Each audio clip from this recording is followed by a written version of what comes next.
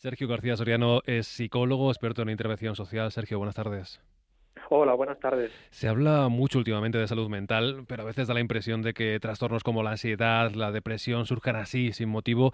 No se habla tanto de las causas. ¿El problema del acceso a la vivienda puede ser un factor que provoque el desarrollo de estos trastornos? El acceso a la vivienda y su no consecución puede ser un factor que estadísticamente correlaciona con tener ansiedad y con tener un estado de vulnerabilidad. Por lo tanto, la psicología es una ciencia que puede hacer mucho por los pacientes, pero hay que hablar de las causas. Y en un sistema precarizado donde los jóvenes no pueden acceder a la vivienda, eso implica un factor de riesgo para trastornos psicológicos. ¿Vosotros los psicólogos lo estáis notando? Es decir, ¿os llegan cada vez más pacientes preocupados por esta situación? Sí, nos llegan más pacientes donde el futuro lo ven difícil.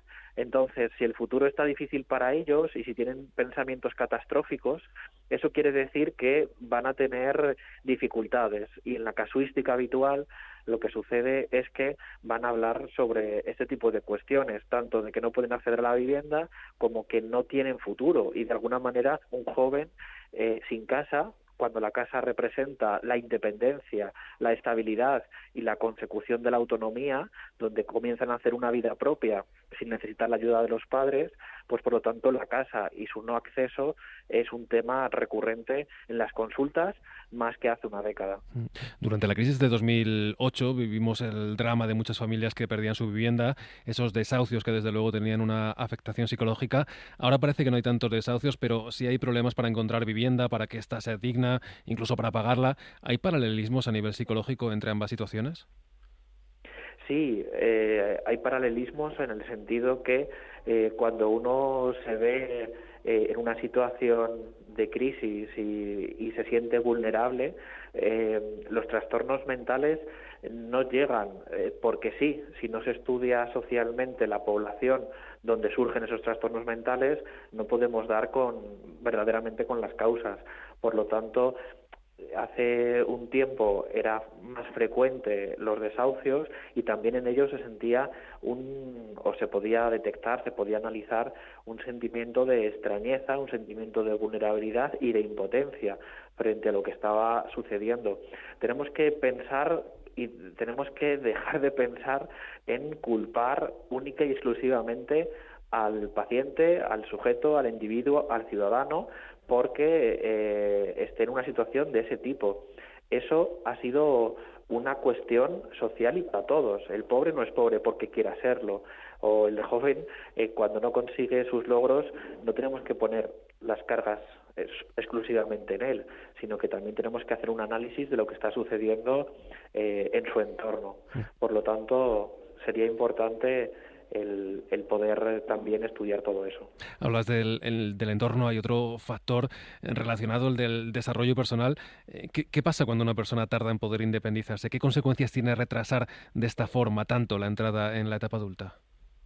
Bueno, cuando se retrasa el acceso a la vivienda, se retrasa lo que es el comienzo de la etapa adulta y de alguna manera genera personas con un síndrome de Peter Pan en el cual siempre quieren ser jóvenes y en el cual no pueden tomar sus propias decisiones y están inmersos dentro de la disyuntiva de los padres.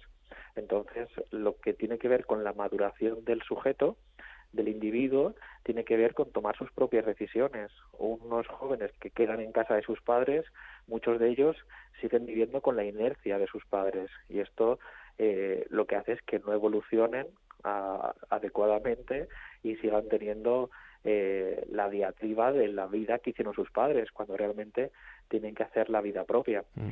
Luego tendríamos que plantearnos también esta situación. Si no pueden acceder a su propia vivienda, van a madurar también más tarde. Es decir, tenemos a personas que aún no tienen la autonomía necesaria y eso psicológicamente también es un factor determinante a la hora de pensarse como adulto. Por lo tanto, claro, decían, ahora los jóvenes dejan de ser jóvenes con 30, con 35 años, claro, pero es que socialmente las circunstancias dadas explican por qué esto sucede. No es que haya una cuestión interna psicológica que así lo haga, sino que esa circunstancia viene explicada por las circunstancias sociales que se están dando en nuestra sociedad en la actualidad. Claro, estaba pensando en algo tan sencillo como, bueno, pues tener un comedor mínimamente grande para invitar a tus amigos a cenar o tener un espacio de trabajo propio. Todo eso es necesario para desarrollarnos emocionalmente, ¿no?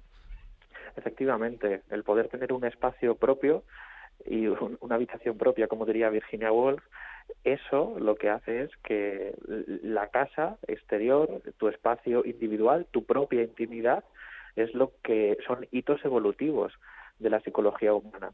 Entonces, cuando no se dan adecuadamente, eso impide que uno pueda tomar decisiones acertadas y seguir madurando y evolucionando. Por lo tanto, sí, uno tiene que tener su propio espacio para que a partir de esa intimidad y ese bienestar en su espacio externo también se va a reflejar en su espacio interno, en su psiquis. Ujú. Evidentemente, la única solución es poder acceder a una vivienda digna, poder pagarla, que la vivienda no sea un problema, pero Sergio, ¿qué se puede hacer a nivel psicológico para controlar esos pensamientos recurrentes negativos que genera esta situación?